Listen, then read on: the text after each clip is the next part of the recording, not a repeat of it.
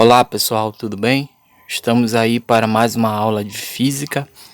Nossa aula de hoje a gente vai resolver algumas questões aí referente à página 320, página 321, que são atividades que estão aí pendentes das nossas últimas aulas. Então, com o material em mãos, vamos à resolução. A primeira questão é um processo de transformação e desgaste de rochas e dos solos através de processos químicos, físicos e biológicos.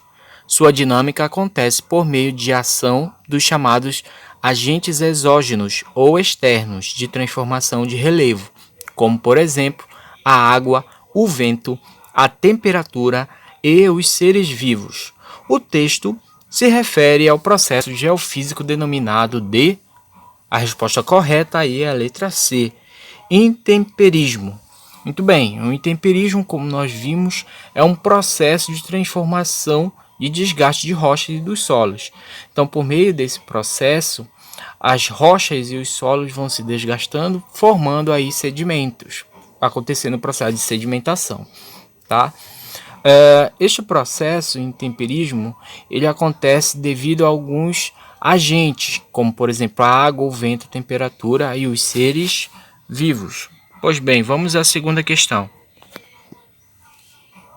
Consiste na ocorrência de processos que são responsáveis pela fragmentação ou fissura das rochas, separando minerais antes ordenados de forma coesa e transformando uma superfície então homogênea em uma rocha descontínua.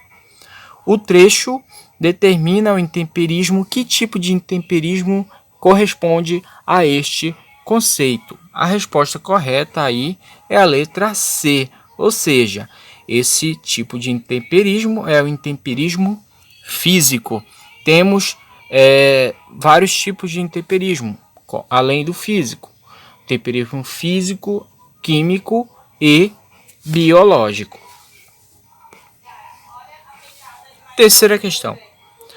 A destruição do solo e das rochas e seu transporte são feitos pela água da chuva, pelo vento ou pela ação do gelo, quando este atua expandindo o material no qual se infiltra a água congelada. Identifique em qual imagem está evidenciando o fenômeno geofísico chamado erosão. Pois bem, a erosão pode ser percebida em uma dessas três imagens. A imagem correta é a imagem da letra A. Então presenciamos aí um processo erosivo que é a destruição do solo, ou seja, ou pode ser também das rochas, onde o solo fica muito pobre. Isso deve-se também à questão da retirada da vegetação do solo e também devido a esses fatores, como por exemplo a água que infiltra no solo, e devido a essa falta da cobertura vegetal, vai deixando com esse solo mais instável. E a partir de certo momento, esse solo fica tão instável que desmorona. Então esse é um dos processos erosivos que acontece no solo. Quarta questão. O que são rochas ígneas ou magmáticas? Bem, rochas ígneas pode ser também chamada de magmáticas. São aqueles tipos de formações rochosas que se originam no interior da Terra, onde é muito quente, o que faz com que, inicialmente, elas permaneçam sob a forma de magma. Então, a palavra ígnea vem do latim, que significa ignis, e significa fogo. Esse magma pastoso vai se transformar em rocha através do processo de solidificação. Então, uma vez que a lava, o magma, na verdade, ele é expelido por um vulcão para o meio externo, esse magma ele passa a ser chamado de lava. E essa lava, com o passar do tempo, se solidifica pelo processo de resfriamento, ou seja, ela se resfria e ao se resfriar ela se solidifica. E ao se solidificar, ela produz rochas. Essas rochas são chamadas rochas magmáticas ou rochas ígneas. Temos aí alguns exemplos, como o granito e também o basalto. Quinta questão. O que são rochas metamórficas? Então, as rochas metamórficas são rochas originárias de outros tipos de rochas, que longe de seus locais de formação e submetidas à pressão de temperaturas diferenciadas, transformam-se e modificam suas características em um processo denominado metamorfismo, né? Então, as rochas metamórficas, elas sofrem, como a gente fala, metamorfose, é como se fosse uma metamorfose, uma transformação.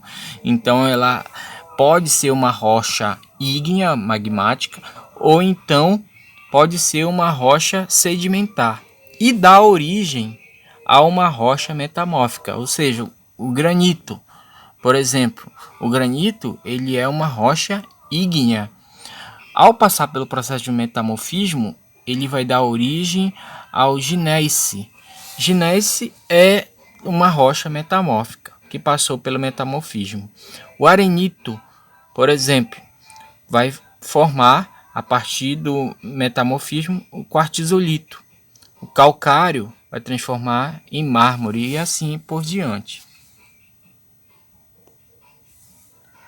Sexta questão. O que são rochas sedimentares? Então, as rochas sedimentares são rochas formadas pela junção de detritos chamados de sedimentos, oriundos da fragmentação de outras rochas. Essa fragmentação ocorre graças à ação de agentes externos ou exógenos, como a gente falou anteriormente. Eles transformam o relevo, esses agentes externos ou exógenos, em um processo denominado de intemperismo. Nós temos aí alguns exemplos de rochas sedimentares, como o argilito, o carvão, o arenito, calcário, areia, enfim. Bem, então chegamos ao final da nossa aula. Aguardem por novas informações, por novos vídeos. Sempre acompanhe a página da internet da escola. E qualquer coisa, estão aí os meus contatos, meu e-mail e meu número do WhatsApp, tá bom? Então fique com Deus e até a próxima. Tchau.